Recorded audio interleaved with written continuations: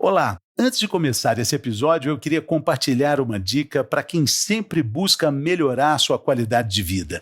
A dica é NutriGood. É uma marca de snacks e eles são deliciosos e saudáveis também.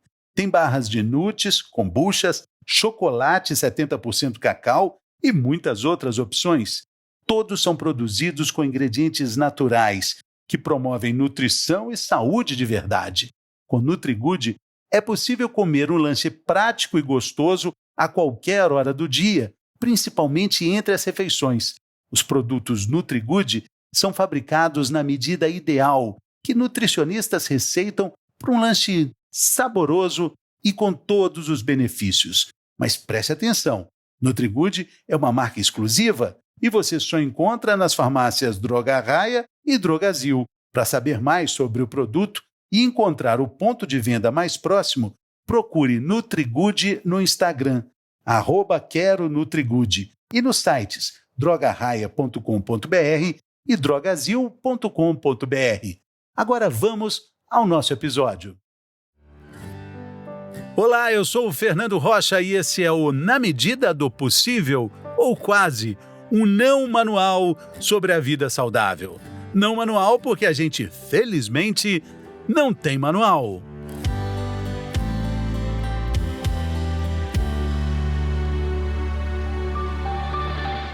Tudo é energia. Eu tenho certeza que você que está me ouvindo concorda com essa frase. Tudo é energia. Mas a forma de renovar, de preservar e de reativar essa energia pode variar muito. Cada um sabe como recarregar suas baterias. Nesse episódio, a gente vai falar sobre isso. Energia nossa trabalhando a nosso favor. A boa notícia é que nós somos a nossa própria usina de energia. Quem fala conosco sobre essas possibilidades energéticas é a parapsicóloga e hipnoterapeuta Adriana Borges. Querida Adriana, a força está conosco, não é? Sem dúvida, Fernando. A gente é corpo, mente e espírito, né? Então, a gente tem como direcionar, a mente sendo o fator mais determinante, e através de estudos, de técnicas, a gente consegue direcionar a nossa vida de diversas formas. Então, com certeza, a força parte da gente em primeiro lugar. É esse princípio que rege o trabalho de uma hipnoterapeuta, como é o seu caso. Você, na verdade, a gente fala assim, nossa, a hipnose, a hipnoterapeuta é poderosa, mas, na verdade, a força é de quem está sendo tratado, né? Exatamente, porque assim, a hipnose nada mais é do que um estado alterado de consciência, sendo ele natural ou induzido. A gente fica mais tempo hipnotizado do que ao contrário. Vamos dar alguns exemplos. Por exemplo, quando você assiste um filme, uma série, quando você está apaixonado. Então, nesses momentos, a gente se sente hipnotizado. Então, você sair daquele transe talvez seja mais difícil do que colocar alguém em transe. E quando a gente conduz um transe em consultório, por exemplo, a pessoa ela vai conduzir mentalmente todo a sugestão que é dada naquele processo. Então, nada acontece sem a permissão dela. Isso é impressionante. Eu tive uma experiência de hipnose com um pêndulo, eu me sujeitei a isso para fazer uma reportagem e me chamou muita atenção o início do processo, quando, Adriana, a hipnoterapeuta balançou o pêndulo na minha frente e falando, olha, o pêndulo está girando no sentido horário.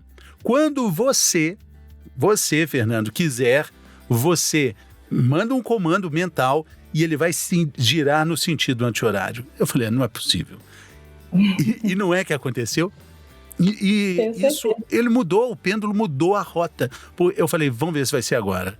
Então, mudou. Aí eu tive um pouco dessa noção prática de que, como eu disse no início, a força está conosco, né? Exatamente. Então, sem a sua permissão, nada disso aconteceria. Então, normalmente, quando a gente dá sugestões em transe, a gente avisa para ela que a qualquer momento ela pode sair do transe, caso ela se incomode, caso ela tenha, né, alguma percepção que não agrade ou fale algo que vá contra as crenças dela. Então, ela comanda o tempo todo. A única coisa é que ela vai ficar num estado de relaxamento profundo, ela vai baixar suas frequências cerebrais, ela vai sentir, aposto que você se sentiu muito confortável no momento. Sim. É uma sensação gostosa, muito. Né? E eu fico curioso, assim, para saber como é que essa energia pode ser usada como cura. Por exemplo, vamos falar de emagrecimento. É possível usar a hipnose para emagrecer, para mudar uma frequência cerebral ou uma frequência de pensamentos que estão ligados talvez a uma compulsão alimentar? Sim, a hipnose, vamos entender uma coisa assim, vamos separar o joio do trigo agora para as pessoas entenderem. É bom desmistificar a hipnose. A hipnose, ela só vai baixar a sua frequência. Por exemplo, eu não sei como foi essa sua experiência com relação do pêndulo, não sei se ela conduziu para algo mais ali. Então, a técnica da hipnose, ela vai só alterar essa frequência para que você fique mais aberto para sugestões. A hipnose, ela tem alguns passos. A gente vai criar um rapport com a pessoa, a gente vai fazer uma indução, a gente vai fazer um aprofundamento e depois a gente entra num estágio que a gente chama de utilização. Esse é o ponto da questão. Para que eu vou colocar alguém em transe e para que eu vou induzir aquilo? Então, de repente, a pessoa veio para o emagrecimento. Então, eu vou conduzir isso para aquilo que ela está me trazendo. No emagrecimento, eu posso utilizar técnicas associadas à programação neurolinguística, por exemplo, onde eu vou fazer com que ela goste mais de alimentos saudáveis do que alimentos que engordam, eu vou fazer com que ela goste mais de atividade física. Então, através da PNL, que é uma outra técnica, né, uma outra metodologia associada à hipnose, pode fazer grandes transformações. Eu tenho casos de emagrecimento de 4, 5, 10 até 23 quilos somente com hipnose e PNL. Então dá para fazer muita coisa. Então a PNL só vai... Isso, a programação neurolinguística associada à hipnose pode fazer grandes transformações. Mas como é que é mantida essa percepção de você continuar ali dentro desse propósito, de você não achar que um pudim é tão gostoso quanto ele realmente é? Como é que você vai educando esse cérebro depois da sessão? Porque eu realmente entendo que ali a frequência é muito forte, ali o que você está passando por aquilo, mas um processo de emagrecimento é muito longo, né? Ou mais longo do que algumas sessões, né? Muito boa a sua pergunta, Fernando. Então, assim, vou explicar um pouquinho sobre PNL. A PNL, ela é uma metodologia que foi criada para identificar onde tem uma comunicação da parte neurológica, né, com as informações que a pessoa tem de linguagem verbal e não verbal. Então, você falou do pudim. Então, de repente, você fala assim, nossa, é tão gostoso o pudim, mas eu sei que o pudim vai me custar horas de academia. Então, eu pergunto para a pessoa, você quer olhar para o pudim igual você olha para o quê? Por exemplo, ela fala, eu quero olhar para uma alface. Alface, eu olho para ela e eu como porque é necessário. Então, a gente muda essa visão, porque a programação neurolinguística, ela vai entender como que a pessoa enxerga aquilo. Então, se ela passar a enxergar de modo diferente, ela vai mudar a percepção dela sobre aquele alimento, porque a gente consegue, através da informação externa, mudar esses filtros, né, e mudar o processo interno.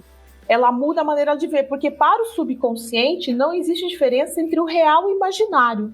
Se eu falar para você agora, Fernando, não pensa no elefante rosa. Eu vou pensar. Aí a primeira coisa que você vai trazer é uma imagem daquilo. Conscientemente, você sabe que não existe elefante rosa. Mas para o seu subconsciente existe. Então eu vou criar uma nova verdade para essa pessoa. E a programação neurolinguística, ela consegue fazer isso através das percepções sensoriais dela, através do visual, do auditivo, do sinestésico, do olfatório. Então ela vai mudar os valores dela com relação àquilo. Ela vai passar a olhar o pudim como ela olha para a alface, por exemplo. Sim. Então ela sai do transe, no primeiro momento ela vai achar estranho, ela vai olhar o pudim e ela não vai ter a menor vontade pelo pudim. Porque a mente dela já mudou esse valor. A alface de sobremesa, as pessoas vão ver que ela tá um pouco estranha, né? O que você quer de sobremesa? Alface, por favor. Alface com doce de leite, né? Não vai ficar estranho, né? A sugestão sempre é dada de acordo com o que a pessoa me traz. Sim, então, assim, eu posso transformar aquilo naquilo exatamente que é para ela. Já teve gente que virou para mim e falou assim, eu quero ver isso aqui igual no escargot. Então, qual a probabilidade, às vezes, dela comer um escargot, né? Às vezes é uma probabilidade bem menor, mas normalmente a gente pede alguma coisa mais que seja plausível, prática. Agora, qual é a parte do paciente, o esforço dele? Porque né, tem uma frase muito emblemática que diz o seguinte, não existe almoço de graça, literalmente não existe almoço de graça. Você tem que fazer algo, você tem que ter algum esforço, existe treino, mudanças são dolorosas. Qual é esse treino do dia a dia? O que a gente pode falar para quem está nos ouvindo? Pistas de uma condução melhor dessa nossa energia, dessa nossa potência de querer que pode ser usada ao nosso favor ou não?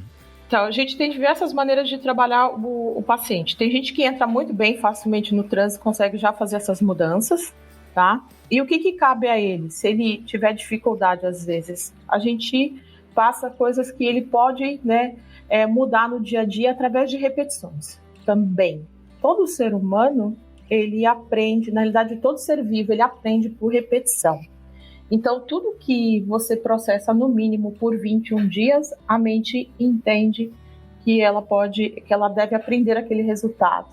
Então a gente sugere junto com as induções, tem gente que faz mudança imediata. Muitas coisas a gente consegue testar, eu já fiz várias vezes com chocolate, já tive casos de pessoas que veio direto com um prato de alface, veio com uma vasilha cheia de salada e fez a indução, em seguida comeu a salada até sem tempero ali na minha frente. Gente que não gostava de salada. Não gostava de salada. E aí ela conseguiu fazer essa mudança. Cabe a ela continuar o padrão depois. Então, mas foi permanente? Você tem notícia se foi permanente, se continuou? Eu tenho casos que a pessoa, 5 anos depois, agora há pouco tempo, ainda falando ainda desse tipo de processo, uma pessoa falou, tem 5 anos que você fez a técnica comigo para eu parar de comer pão e eu estou até hoje sem comer pão. Sim. Ela programou o cérebro para não enxergar o pão com aquela crocância, aquele pãozinho com manteiga, aquela delícia de todo dia. Ela não enxerga mais dessa forma. Isso, exatamente. E passou a ser ok. Então, a gente faz a mudança de acordo com o que ela pede. Ou ela pode olhar e não ligar, ela pode ter nojo. Então, a gente vai de acordo com o que ela propõe ali naquele momento. Muda uma chavinha, né, Adriana? Muda uma chavinha lá. Muda uma chavinha. E ela não consegue entender isso também, Fernanda. Ela, no primeiro momento, a pessoa olha e fala assim, mas até 2 minutos atrás, eu amava pão, eu amava chocolate, era irresistível. E a gente consegue medir na hora. Sim. Agora, quais são os pedidos e quais são os tratamentos mais frequentes na sua vivência de consultório? O que as pessoas pedem e precisam e vão se tratar mais para quê? Olha, a gente tem bastante, varia muito. Então tem desde problemas emocionais e sentimentos, já tem de tudo. Tem para esquecer pessoas, tem para emagrecimento, ansiedade, depressão, síndrome do pânico, varia muito, muito, muito mesmo. Mas tudo depende do que a gente está fazendo mais movimento ali no momento. Fobias também, a gente consegue tirar rapidamente uma fobia. Nossa, é uma infinidade de casos que é difícil até relatar aqui, mas tem de tudo um pouco. Adriana, tudo tem um fundo emocional. A participação do paciente assim com fé, o paciente tem que acreditar nisso ou isso é indiferente? Tipo assim, eu posso ser completamente cético com o processo e eu vou ser beneficiado por ele ou eu acreditar ajuda? Já aconteceu tanto da pessoa acreditar e funcionar e dela também não acreditar e funcionar também. Basta ela se permitir ali no processo. Então, o que a gente faz, por exemplo, no caso da programação neurolinguística, Fernanda, a gente está trabalhando a imaginação dela. A imaginação dela não depende do acreditar. Então, quando ela entra no processo da imaginação e passa a enxergar um alimento X como Y, ela consegue fazer aquela troca com facilidade, porque aí tem um racional ali, mas esse racional ele está reduzido. Aí não entra tanto o fator crítico, não entra tanto a crença dela sobre aquilo. Ela se permitindo, o processo funciona. E, na sua opinião, para qual tratamento a hipnose junto com a programação neurolinguística é mais indicada? É para comportamentos ligados a emoções que vão repercutir no nosso comportamento alimentar, no nosso relacionamento interpessoal, no nosso crescimento profissional, ou até mesmo físico, esportivo? Na sua percepção, para onde essa força pode ser melhor direcionada? Força nossa, né? Claro. Sim. A hipnose serve para todo e qualquer tipo de mudança. Vamos entender o seguinte: um pensamento gera um sentimento que gera um comportamento. Então, com as técnicas, eu mudando o pensamento, eu vou mudar essa cadeia. Uma coisa que é bem interessante que também acontece. Pensamento gera um pensamento, sentimento. Gera um sentimento. Você pensou, gera um sentimento. Você tem um sentimento. Depois. Vamos supor, eu gosto de pão. Pensei, gosto de pão. Quando eu como pão, eu sinto prazer. E esse prazer me leva ao quê? É ir lá pegar esse pão e comer, por exemplo. Então, quando eu mudo o pensamento sobre a minha visão sobre o pão, eu mudo a cadeia. Estou dando como exemplo algo de comer, né? Então, no alimento, por exemplo. Mas isso são todas as outras coisas. Se a gente for analisar, a gente consegue ter essa percepção sobre o restante dos acontecimentos. Por exemplo, há 10 anos atrás, a gente não tinha isso tão forte, né? Eu mudei de profissão por conta de um problema de saúde, que eu tive uma cirurgia que eu realizei, e eu fiquei muito preocupada querendo saber qual era a causa. Eu tive um mioma. Então, eu descobri as doenças psicossomáticas. E hoje, isso já é mais comum. E eu acabei me tornando, vamos dizer, não sei se especialista, mas eu tenho casos de cura de doença de Crohn, colite, retocolite, e todas as doenças, elas têm um pensamento e um comportamento por trás disso. Então, eu faço análise psicossomática dessas questões, e aí ajuda essa pessoa a mudar esses pensamentos, esses sentimentos. Padrão de pensamento. Alterando. Padrão de comportamento. Isso, padrão de comportamento. E a partir do momento que ela muda, tanto eu descobri isso quando eu atendi o primeiro caso de doença de Crohn, a pessoa não veio para tratar o Crohn. Isso que foi muito interessante. Ela veio tratar insegurança. E 90% do problema do ser humano é insegurança. Por que eu ainda não tenho o relacionamento dos sonhos? Por que eu ainda não tenho o carro dos sonhos? Por que eu ainda não tenho a vida dos sonhos?